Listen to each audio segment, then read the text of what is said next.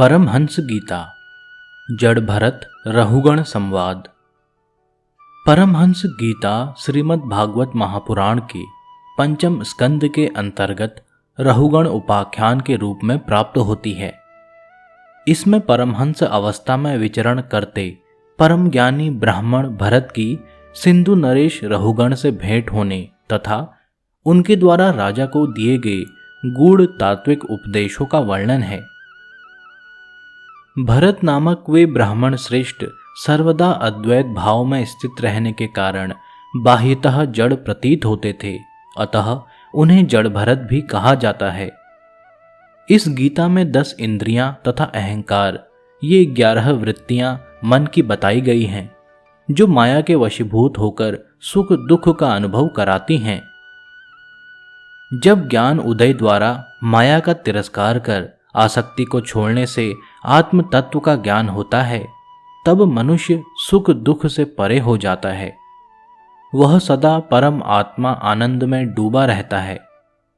इस गीता में विषय वार्ता का त्याग, आत्म अनुसंधान, अनासक्ति तथा गुरु एवं श्री हरि के चरणों का आश्रय ही माया से बचने के उपाय बताए गए हैं।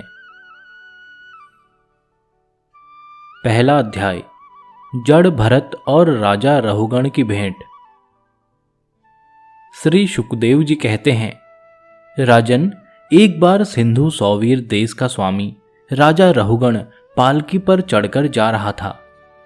जब वह इक्षुमती नदी के किनारे पहुंचा, तब उसकी पालकी उठाने वाले कहारों के जमादार को एक कहार की आवश्यकता पड़ी। कहार की खोज करते समय देववश उसे ये ब्राह्मण देवता मिल गए।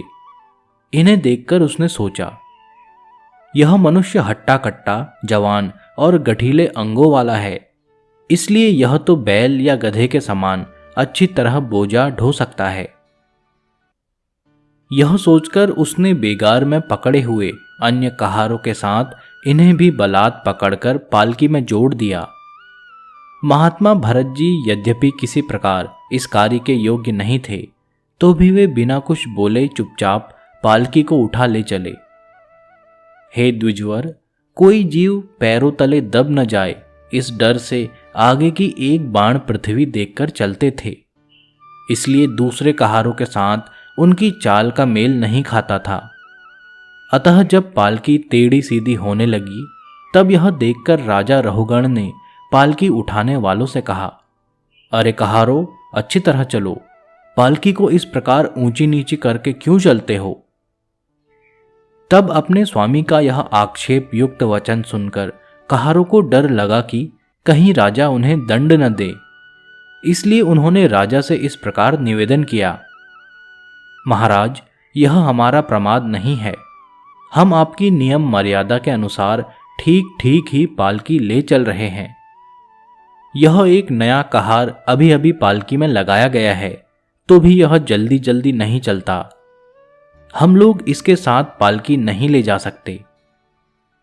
कहारों के ये दीन वचन सुनकर राजा रहुगण ने सोचा, संसर्ग से उत्पन्न होने वाला दोष एक व्यक्ति में होने पर भी उससे संबंध रखने वाले सभी पुरुषों में आ सकता है, इसलिए यदि इसका प्रतिकार न किया गया तो धीरे धीरे ये सभी कहार अपनी चाल बिगाड़ देंगे। ऐसा सोचकर राजा रहुगण को कुछ क्रोध हो आया।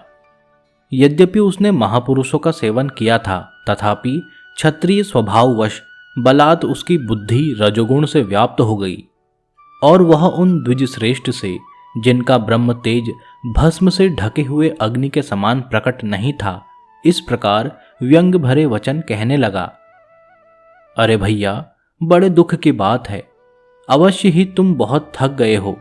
ज्ञात होता है तुम्हारे इन साथियों ने तुम्हें तनिक भी सहारा नहीं लगाया। इतनी दूर से तुम अकेले ही बड़ी देर से पालकी ढोते चले आ रहे हो।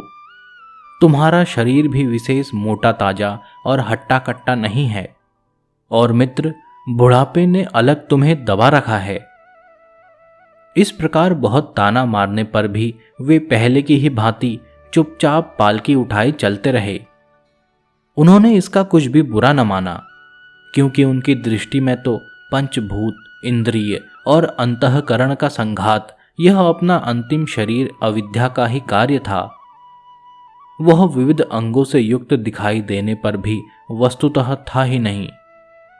इसलिए उसमें उनका मैं मेरेपन का मिथ्या अध्यास सर्वथा निवृत्त हो गया था और वे ब्रह्म रूप हो गए थे। किंतु पालकी अब भी सीधी चाल से नहीं चल रही है। यह देखकर राजा रहुगण क्रोध से आग बबूला हो गया और कहने लगा, अरे यह क्या तू जीता ही मर गया है? तू मेरा निरादर करके मेरी आज्ञा का उल्लंघन कर रहा है। मालूम होता है तू सर्वथा प्रमादी है। अरे दंडपाणी यमराज जन समुदाय को उसके अपराधों के लिए दंड देते हैं, उसी प्रकार मैं भी अभी तेरा इलाज किए देता हूं, तब तेरे होश ठिकाने आ जाएंगे। रहुगण को राजा होने का अभिमान था, इसलिए वह इसी प्रकार बहुत सी अनाप शनाप बातें बोल रहा था। वह अपने को बड़ा पंडित समझता था, अतः रजतम युक्त अभिमान के वशीभूत होकर उसने भगवान के अनन्य प्रीति पात्र भक्तवर भरत जी का तिरस्कार कर डाला। योगेश्वरों की विचित्र कहनी करनी का तो उसे कुछ पता ही न था।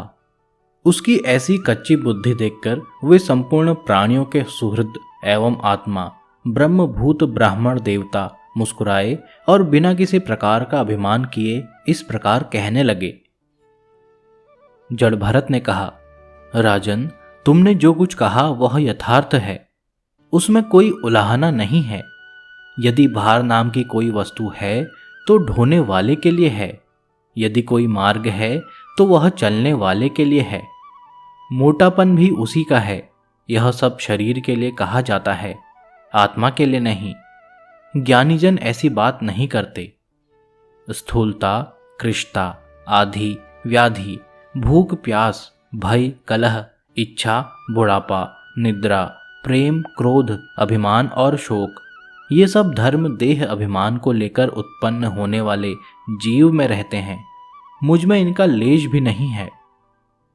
राजन, तुमने जो जीने मरने की बात कही, सो जितने भी विकारी पदार्थ हैं उन सभी में नियमित रूप से ये दोनों बातें देखी जाती हैं, क्योंकि वे सभी आदि अंत वाले हैं।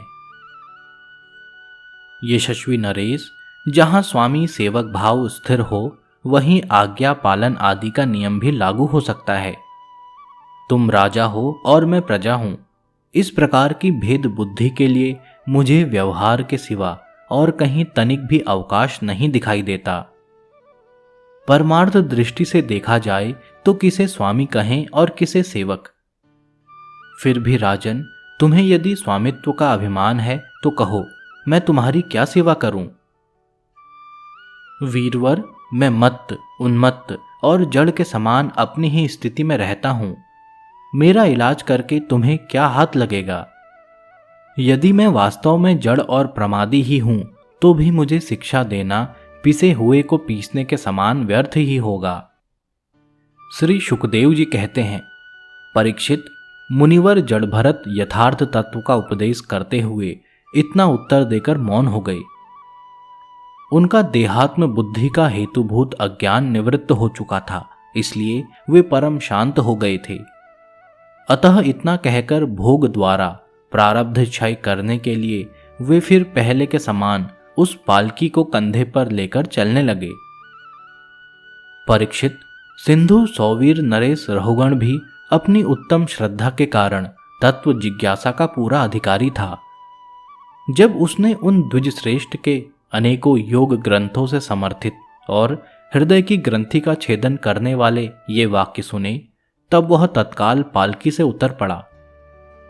उसका राजमद सर्वथा दूर हो गया और वह उनके चरणों में सिर रखकर अपना अपराध क्षमा कराते हुए इस प्रकार कहने लगा, देव, आपने द्विजों का चिन्ह यज्ञोपवीत धारण कर रखा है। बतलाइए, इस प्रकार प्रच्छंद भाव से विचरने वाले आप कौन हैं? क्या आप दत्तात्रेय आदि अवधूतों में से कोई हैं? आप किसके पुत्र हैं? आपका कहाँ जन्म हुआ है और यहाँ कैसे आपका पदार्पण हुआ है? यदि आप हमारा कल्याण करने पधारे हैं तो क्या आप साक्षात सतत्व मूर्ति भगवान कपिल जी ही तो नहीं हैं? मुझे इंद्र के वज्र का कोई डर नहीं है, न मैं महादेव जी के त्रिशूल से डरता हूँ और न यमराज के दंड से। मुझे अग्नि, सूर्य, चंद्र, वायु और कुबेर के अस्त्र शस्त्रों का भी कोई भय नहीं है, परंतु मैं ब्राह्मण कुल के अपमान से बहुत ही डरता हूँ। अतः कृपया बतलाइए, इस प्रकार अपने विज्ञान और शक्ति को छिपाकर मूर्खों की भांति विचरने वाले आप कौन हैं? विषयों से तो आप सर्वथा अनासक्त जान पड़ते हैं, मुझे आपकी कोई थाह नहीं मिल रही है। हे साधो, आपके योग युक्त वाक्यों की बुद्धि द्वारा आलोचना करने पर भी मेरा संदेह दूर नहीं होता।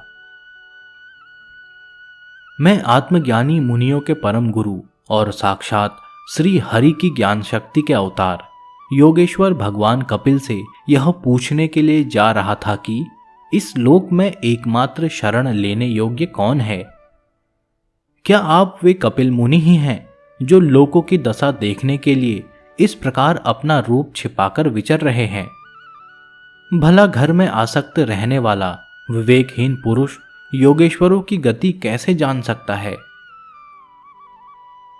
मैंने युद्ध आदि कर्मों में अपने को श्रम होते देखा है, इसलिए मेरा अनुमान है कि बोझा ढोने और मार्ग में चलने से आपको भी अवश्य ही होता होगा।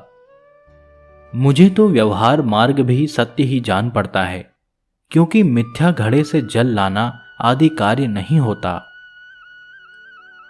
देह आदि के धर्मों का आत्मा पर कोई प्रभाव ही नहीं होता, ऐसी बात भी नहीं है। चूल्हे पर रखी हुई बटलोई जब अग्नि से तपने लगती है तब उसका जल भी खौलने लगता है और फिर उस जल से चावल का भीतरी भाग भी पक जाता है। इसी प्रकार अपनी उपाधि के धर्मों का अनुवर्तन करने के कारण देह, इंद्रिय, प्राण और मन की सन्निधि से आत्मा को भी उनके धर्म, श्रम आदि का अनुभव होता ही है।